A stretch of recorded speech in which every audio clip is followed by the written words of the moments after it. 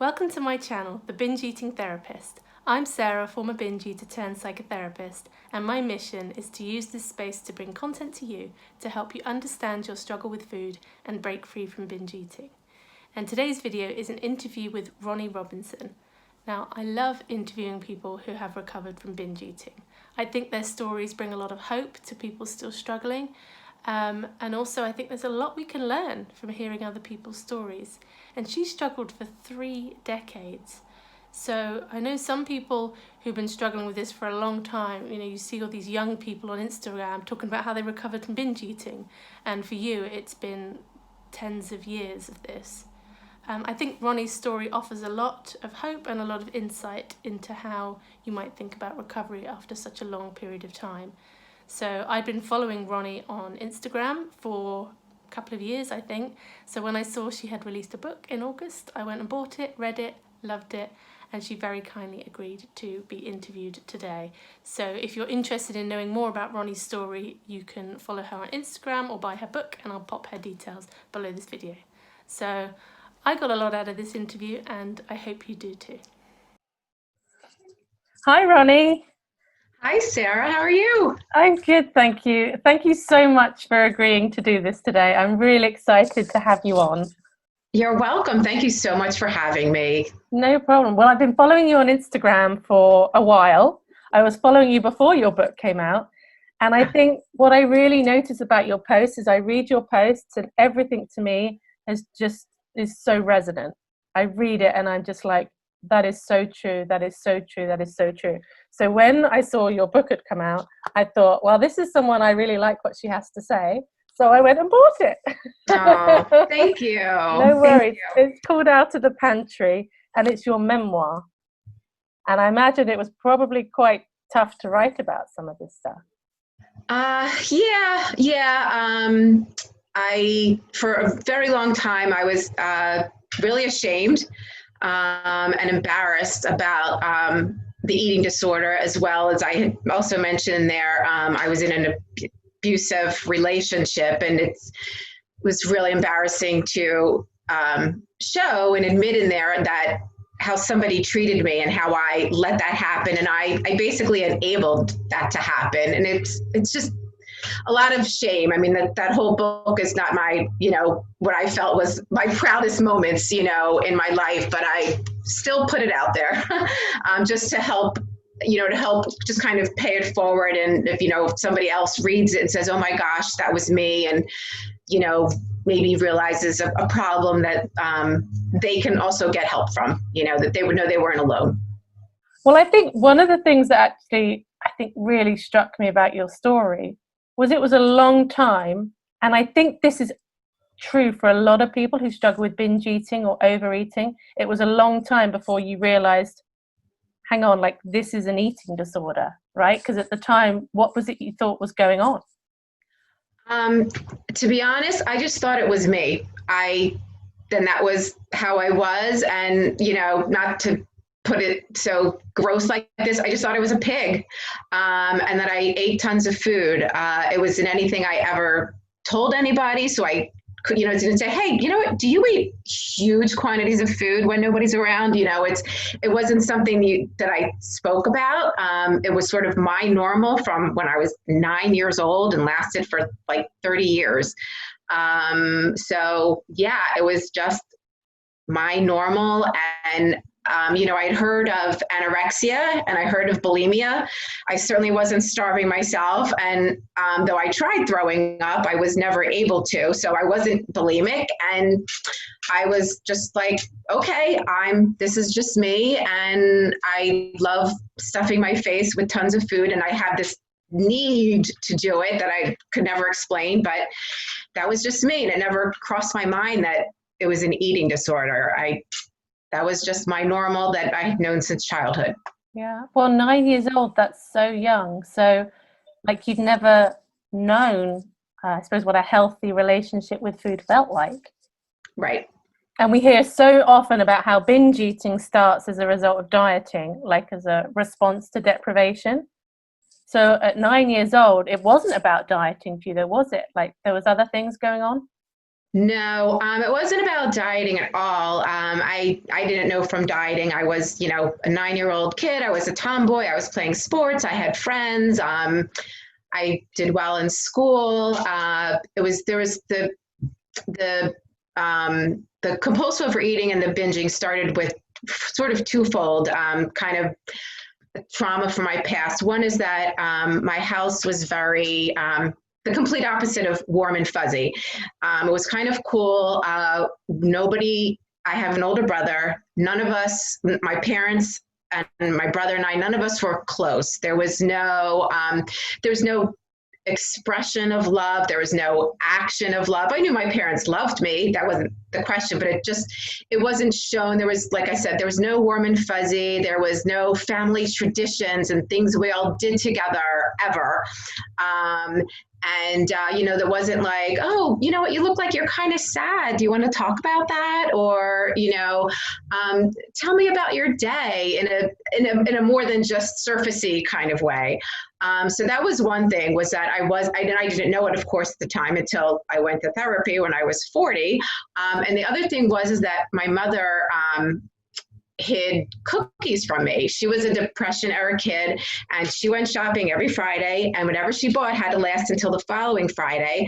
And without talking to me about it, without saying, you know what, Ronni G, you're kind of having a lot of these cookies and they need to last, or I'm a little concerned, or, there was no sit down discussion. She just hid the cookies from me one day, and I asked her about it, and she shirked it off, and she never explained anything. And also in my house, my father was very domineering. He had a bad temper, and he was the kind of person who never did anything wrong. He never said anything wrong. So if him and my mother would fight and argue, my mother inevitably ended up backing down, because my father was impossible. And no matter what you said or what you did, he didn't do anything wrong. So what I guess I just learned from that, kind of got to me through osmosis, was, when you ask somebody a question or you sort of confront them, like I did, saying, Mom, did you hide the cookies? And she said, I don't know what you're talking about.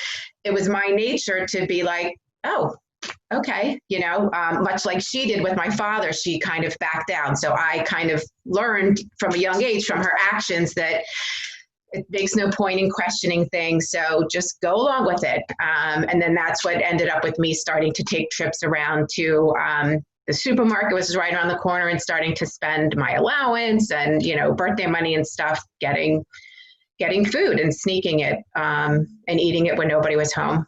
Yeah. And I think we often think about trauma in childhood as being abuse or someone deliberately trying to hurt you. But actually, Right. What I really got from your story was a sense of just not feeling cherished, not being allowed to talk about your feelings. And that impact on a child has a traumatic effect. I don't know if the word trauma jars with you, or whether it's something you would use. Yeah, you know what? I didn't know it at the time.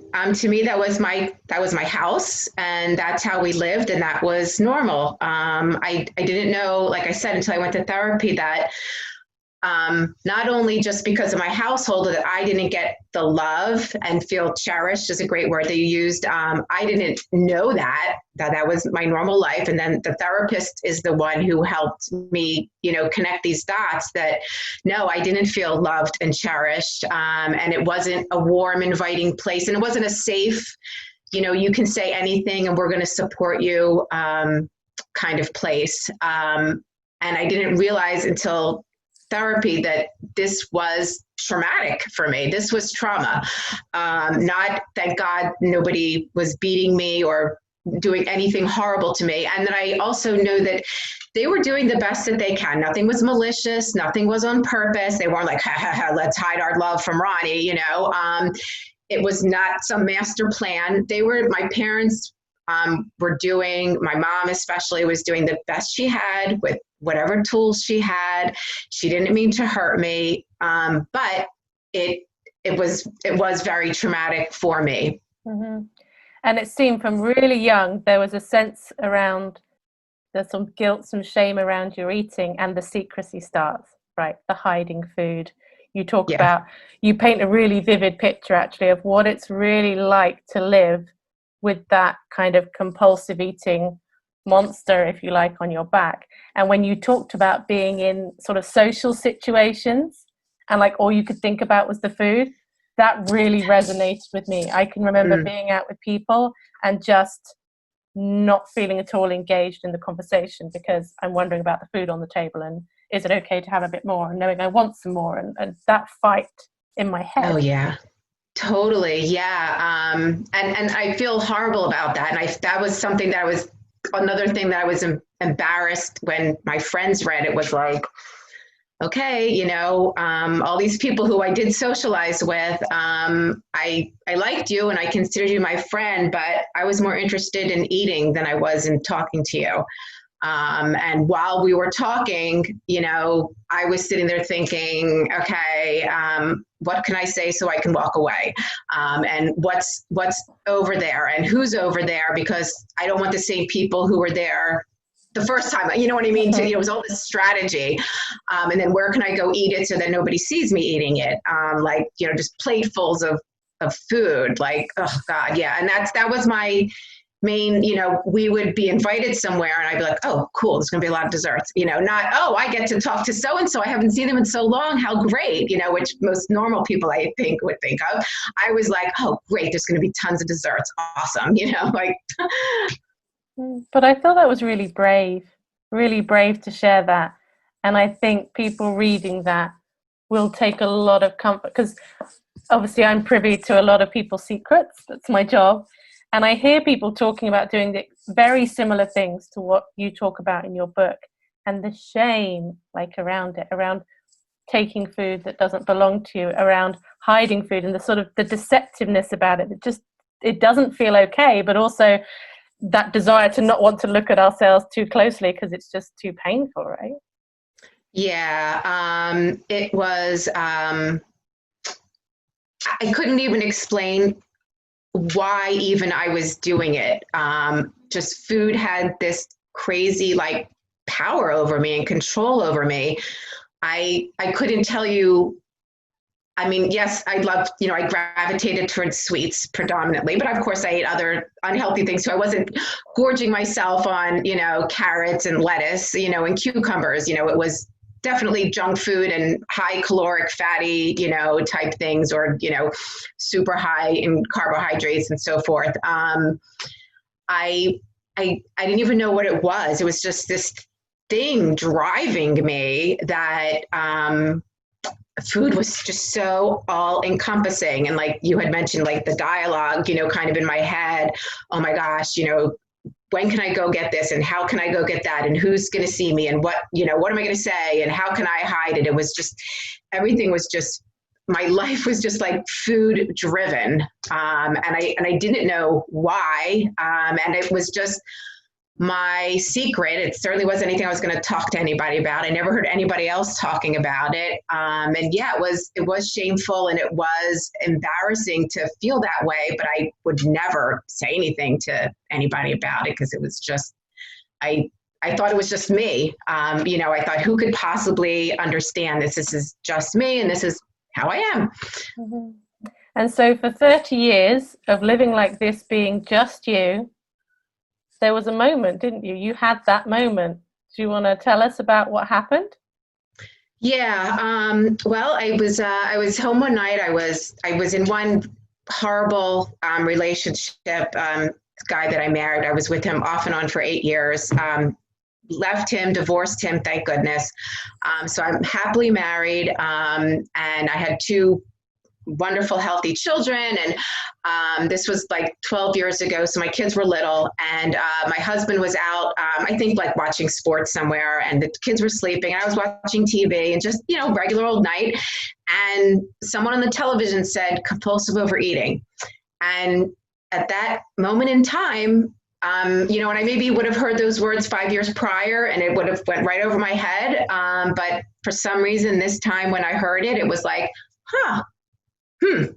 it sort of just struck a chord. So I went into the room and my laptop and I started Googling, and it came up to, I'm sure there were other websites, but Overeaters Anonymous was the biggest one that came up. And at that time, very prominent on the site said, "Are you one of us?" And I was like, okay. And it was, all these questions. Do you eat in secret? Do you eat when you're not hungry? Do you feel shame? And it was all these questions. And I was like, yes, yes, yes, yes, yes, yes. And it was like, oh my God.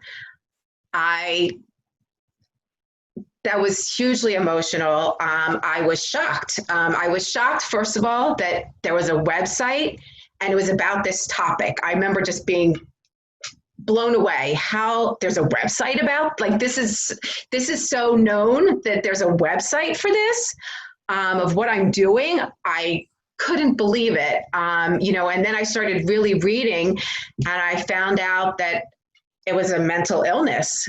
And that was like, oh my God, like, this is serious. This is for real. This is a real, true problem that other people have. And it's a mental illness, which has its own unfortunate stigma and shame associated with it. And I was like, I have a disease. I have an addiction. Oh my God.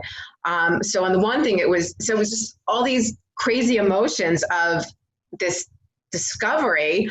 But then also was this like glimmer of hope, I think, like, there's a name for this and I can stop doing this. So I just remember crying and crying and crying, just because, again, all this myriad of emotions.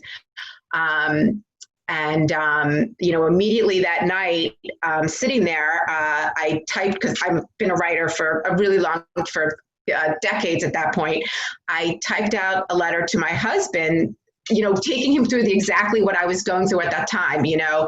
I just Googled this, and oh my goodness, this is what's wrong. And, I waited up for him, and I showed, I walked in, he saw I was all, all snotty and crying. And he was like, oh my gosh, are you okay? What's wrong? And I was like, just read this letter, and he was like, are you okay? And, I'm like, please just read it. So he put one arm around me and then had one arm holding the papers.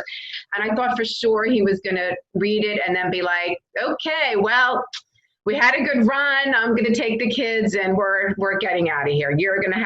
You've got way too many problems, and, I'm taking the kids and good luck. But he just hugged me closer and, told me he loved me and that he would help me. So even though, of course, that made me cry more, that he, wasn't going to drop me like a hot potato, and which is what I thought I deserved, having these problems. So that was a hugely emotional night for me. And that was the catalyst to me starting my road to recovery. But it felt like an enormous risk for you to tell your husband, like, in your mind, this was such a terrible, shameful, I'm broken. I don't want to put words into your mouth, but like, I'm broken totally. Kind of response. You're not going to want to be with me anymore. Yeah, totally. I was damaged goods. I had all this baggage. Who wants to deal with this, Mm-hmm. Yeah. And so then your first part of your recovery was finding OA. Is that right? And you started going to meetings, didn't you? Yeah, I started, I immediately dug in. I already ordered some books on overeating and recovery. That night, I ordered an OA book. I started looking up meetings, and I started looking into therapy. But the first thing I probably really and truly, concretely did was, it was to start going to OA. And, they say, I don't know if this is still the rule, but it was, try 5 meetings and, try to find the one that feels the best for you. And the first 3 that I went to were in kind of big rooms, and there was a lot of people, and I didn't feel comfortable. I didn't feel that warmth that I was comfort level, and that safety and that warmth that I was kind of looking for. But I knew, keep trying. And fortunately, much to my surprise, OA meetings are like everywhere, like that church that you pass by thousands, every single week. there's one in the basement. Like there's 2 meetings here a week, and you're like, oh my God, there's meetings. It's so close to my house, or just like this school or this whatever. They were everywhere. They were really close to my house, and I was like shocked at that. So the 4th meeting that I went to was in like a smaller room, and there were less people, and I was definitely getting warmer, and all the meetings are different, and some of them read the big book, and some of them do step meetings, and there's just different types of meetings. And I remember at this one, at the end, everybody shared, and I remember relating to people for the first time. I don't know that people shared so much in the first meetings, or it was just so big and overwhelming. It didn't strike me. It didn't strike any chords. But this meeting, I started to like hear people, and their stories resonated. And I remember at the end of the meeting, the leader had us all get up and join hands and recite a prayer and of like welcome home. And I sort of stood back at first because I wasn't a part of the meeting. I was just observing, and that was like my mindset. I'm just sort of observing. And the people on the 2 sides of me, like, reached their hands out to pull me into the circle, which got me, and they recited something, and it said, welcome to OA, welcome home. And I was like, oh my God, I am home. These are my people. This is where I belong. I am home. Because, nobody else gets this, right? Only people who have the eating disorder. And I did go to one more meeting because there's just one more that was nearby to try. And that one was even just a little bit smaller, and that was it. I was like, I found it. This is the one. And I knew that I was home. That is truly what it felt like. Because my home with my parents wasn't that home feeling, this is home. And then they didn't even know me, and I didn't know any of them, but just to have that feeling of understanding, that mutual understanding, all these people here are obsessed with food. It was, unfortunately, I didn't want anybody to feel the way that I did, but just, knowing that I didn't even know them yet. We all understood each other on this level. It was really comforting. Mm-hmm. So for the longest time, you've been on your own head in this. This has all been secret for 30 years. And then now you're with people and they get it. Yeah. But like that, I think, I'm shocked because I went to OA for about 7 months. And for me, that was the biggest takeaway, was the people were just so kind and so loving, and they got it. And it was the first time that I could talk to people that got it. And I think it really worked on the shame for me. But a little bit like you, I didn't subscribe to I kept trying to do the steps. Don't get me wrong. I felt like I was giving it a good go. But I felt like with the program itself, I wasn't getting anywhere. And you took some of it and left other parts, didn't you? I did. And that's one of the nice things about OA is I think they say, take what you want and leave the rest. And for me, just step one, admitting you were powerless over food and that your life had become unmanageable. That was just such a big thing for me. And just for me personally, and there's tons of people who swear by OA and working the steps. I felt I want to go to a therapist. That sort of sat better with me. And just me personally, I'm not knocking the steps at all. That it just didn't feel right for me. So it was therapy that really helped me work through where this disorder came from. Yeah. And when I got to the point in your book where you were going to OA, like my heart sank a little bit, and I was like, oh, it's going to be another book where they've given up sugar and flour and it's an addiction and you just can't have any of these foods anymore. And I was like, oh, I think this is where we're going to verge in our opinions. And I was pleasantly surprised that isn't what happened. So what I found really interesting was your interpretation of abstinence. So maybe you could say a little bit about that. Yeah, well, what's really nice is I think OA has evolved over the years, where they were, right, exactly what you said. You're giving up flour and sugar and that's it. And if you have one bite, you're done and you've lost your abstinence and you've got to, start over again. But they changed it over the years to, oh gosh, I don't remember the wording, but it was like what abstinence means to you personally. And for me, it was, I could eat whatever I wanted. And of course, I tried not to eat certain things because I knew that, once I ate a chocolate chip cookie, I couldn't eat one. So I did certainly cut things out at the beginning because I knew I wouldn't be able to control myself. But I made sure, but one of the things I learned early on was just deprivation. And when you're deprived, that's what leads you to binging. So I allowed myself 5 Hershey's Kisses every day. That's what I ate for my dessert after dinner. So I never was deprived because I knew I was getting it. And what I did eat during the day, what was on my food plan, were things that I liked. I wasn't like choking down a rice cake or, a piece of lettuce or things, I was very into nutrition. And I would certainly look for things, and I wasn't eating high fat things, but I also wasn't, eating like a rabbit. I was trying to find, okay, well, what can I eat that is healthy for me? And that tastes good, because I knew if I was going to be deprived that it just wouldn't be sustainable. So I absolutely did not. So cutting out a food group was not, that never even got on my radar, because I knew that wasn't going to work for me personally. There was nothing cut out. It was for me, and again, I can get into this another time, but going to therapy was what helped me to learn about my childhood and what went on, and being able to process it and, kind of wrap my arms around that whole situation.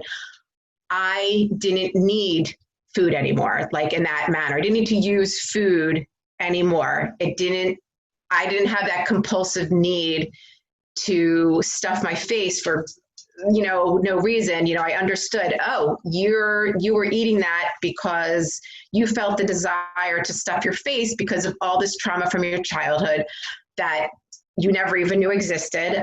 So I dealt with it.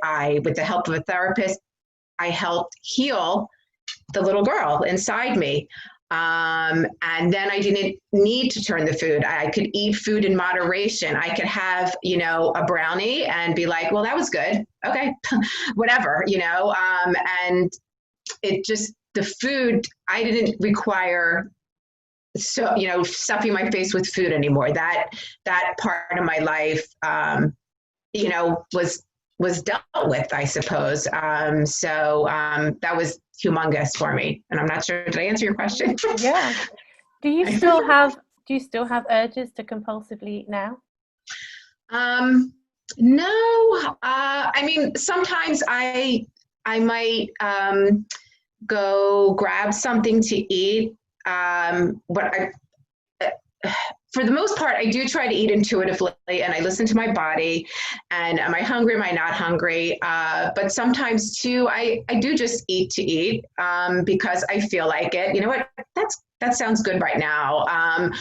But do I sit there and, all of a sudden what used to happen, what I described in the book was, it felt like a switch turned on, and I went from being like doing, working or, doing whatever. And then all of a sudden it was like, must eat, must stuff face right now, and it was just, anything and everything just was fair game and was going in my mouth. And, like I think I described in the book, like I would open up the pantry and scan around and, be like, nothing's appealing to me right now. And I close the door, and then I'd be in the refrigerator, and then I'd be going back to the pantry thinking something magically showed up that would really taste good.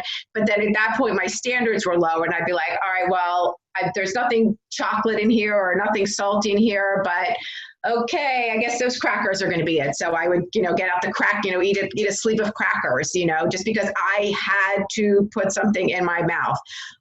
So it was just so nice to be kind of relieved of that. Do I overeat sometimes? Of course I do, just like everybody else does, right? The difference for me, and this I think goes back to your other question.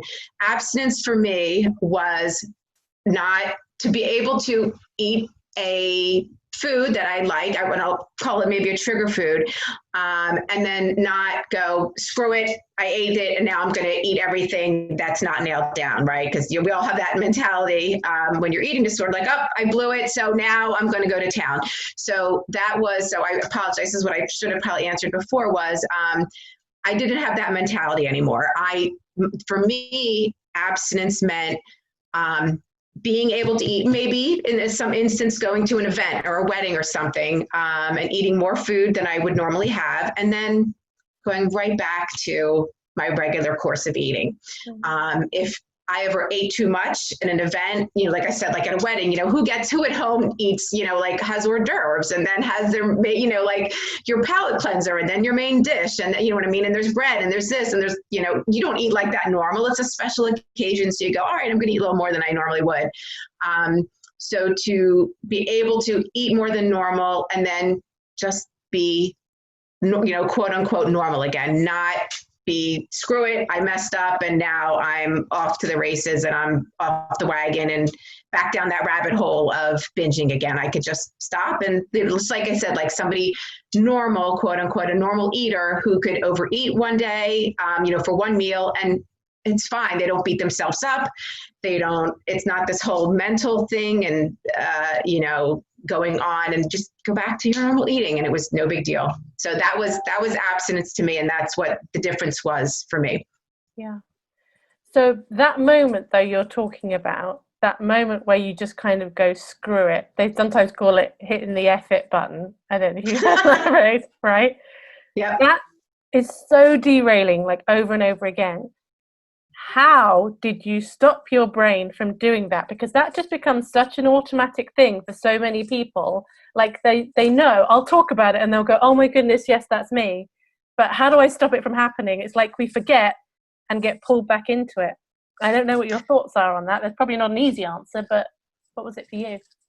And you're right. That was totally all the time. I mean, how many times were you like, all right, I'm going to start being good tomorrow. This was the last time I'm binging tomorrow, or it would be Monday, or, whatever thing you set up in your head. And then you'd mess up again. And, just this vicious cycle, right, of promising yourself, you could get angry at yourself. You promise you're not going to do it again. And then you do it. It's this terrible, just terrible cycle.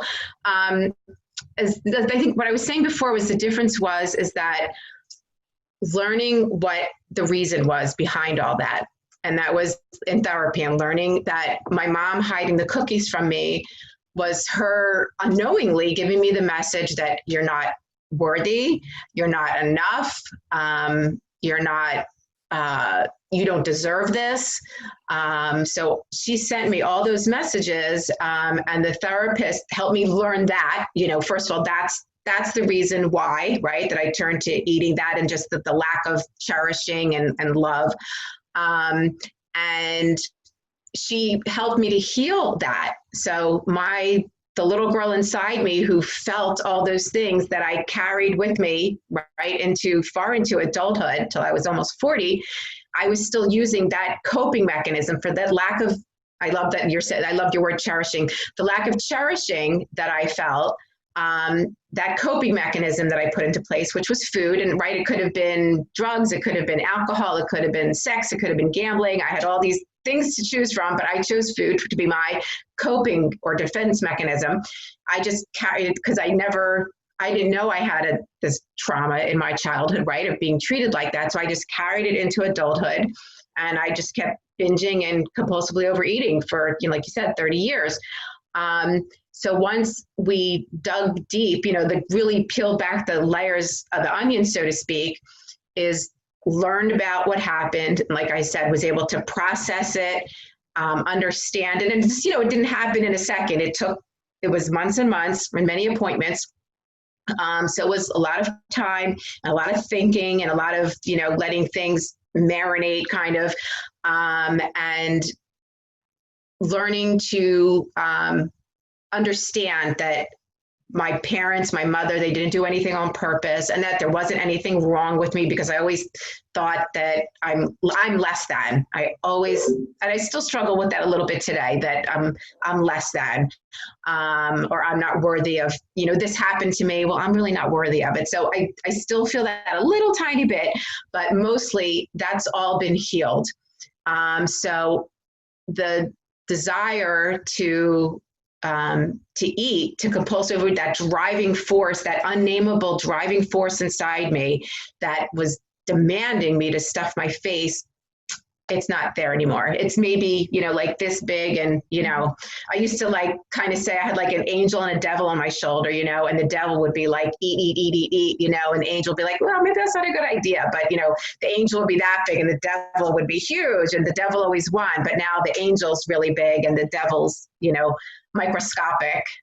So it doesn't occur to me to do that anymore. And still, even to this day, I will, my husband and I will leave an event. Like I said, we keep using wedding, but just say a wedding, and I'll drive home. I'll be like, oh my God, I talked all night long to so-and-so and so-and-so. I didn't even go over and see what was at the dessert table, which is like such a silly thing to say, right? Like who thinks of things in terms like that? But it still like amazes me. I'm still so thrilled. I don't take for granted that I don't have that pull, that the food just doesn't have the power over me and the control over me anymore like it used to. Mm-hmm. And I really think, like I said, it was from dealing with this childhood crap that I went through thoroughly. It was me being completely honest about it. Everything that had happened and all my feelings, so that the therapist can then help me. Because if you're not completely honest, then I don't think you can, this is my opinion, I don't know that you can recover all the way. You have to really lay it all out there and be completely authentic and honest and real, and then the therapist can then help you. Yeah. And it's really difficult, I think, to be honest, and to even be honest with ourselves, let alone with someone else, when it comes to our upbringing. Because there's that child part actually sometimes that wants to defend the parent, and it can be seen like either an attack or a defense, as opposed to let's try and understand and make sense of this. But I also think, so I find a lot of people will say, well, I know where it comes from. I know what happened in my childhood, and like knowing about it and talking about it, I don't see how that would help. But there was a moment in your book that I thought was really powerful in that aspect. And that was when your therapist led you on the visualization through the forest to talk to your like inner child. That's what really seemed to energetically shift something. Do you want to just share a little bit about that experience for you? Because that bit really caught my attention. Yeah, that was huge. And that's actually one of the things that when I was writing it, and then when I would be reading it, that would still bring tears to my eyes. That was just that was such a big breakthrough for me. What the therapist did, and of course I had no idea what she was doing or what was going on. She had me get very comfortable on the couch and just, get all cozy. And she had me as adult me walk down a path, and she's just set the scene that it's just the perfect temperature and everything's wonderful, and quiet and peaceful. And you come upon this little girl. She's sitting at the base of a tree, and it's you, when you were, 9 years old. What are you going to go say to yourself? And, I sat thinking for a moment, because nobody had ever asked me that before. I was like, sort of took me by surprise. And I thought about it for a second. And then I told this little Ronni how loved she was, and how you're beautiful and you're smart and you're kind and you can do anything you want in this world. And you mean the world to me, and you're so precious. And, all these things that I never heard, but unknowingly, I desperately needed to have heard back then. I didn't know it, and it just came pouring out of me. And I was just holding, my younger self and like rubbing my back and saying all these things. And I didn't even realize how much I was crying. And she just let me go and have that moment. And, she just slowly pulled me out of it when she thought I was done. And I opened my eyes and she put a tissue box next to me, which, I needed a lot of tissues at that point. And it was just huge, huge. Yeah. Wow. So one thing I always ask everybody who comes and tells their story, and I'm really interested to hear where you take this, because when you were recovering, you started a blog and you were engaging a lot with other people who were struggling and sort of supporting other people along the way. And so if someone watching this they're struggling with compulsive eating or binge eating, they're stuck in that whirring cycle. They know what it is because they probably wouldn't be watching this if they weren't relating already. Like, where would you suggest people start? Well, first of all, if, like you said, if they're watching you, they've already started, right? And they're already finding that they're not alone and other people feel the same. And hopefully that brings I think it brings some healing to know that you're not alone, because you really do feel like you're alone. But I would recommend going to some OA meetings. It's one thing to hear somebody, in a podcast or a YouTube channel who's saying that, but actually sitting in a room full of people who really get you is pretty amazing. And these people are, men and women, all shapes and sizes, all ages, all different economic status, excuse me. So it really affects everybody, right? There's not just one, little group of people. So it's just, you don't want to say like misery loves company, but it's just nice to know that you're not alone. And so to physically be with people, and you don't have to be embarrassed because whatever you've done, they've done that or worse, right? We all get it. So that would be one thing, is to highly recommend OA meetings. Now, I realize in the pandemic that sitting in a meeting is maybe, depending on where you live, isn't happening, but there's phone meetings too, all the time, everywhere. And even though you're not physically sitting with people, there's a ton of people who you can talk to and listen to and gain hope from their stories. So that would be one thing. But I would really, really, really strongly recommend therapy. I think I probably blabbed too much about that already, but I can't speak about it highly enough. And it's my understanding that very few people recover without professional help. And that you really, as much as you can say,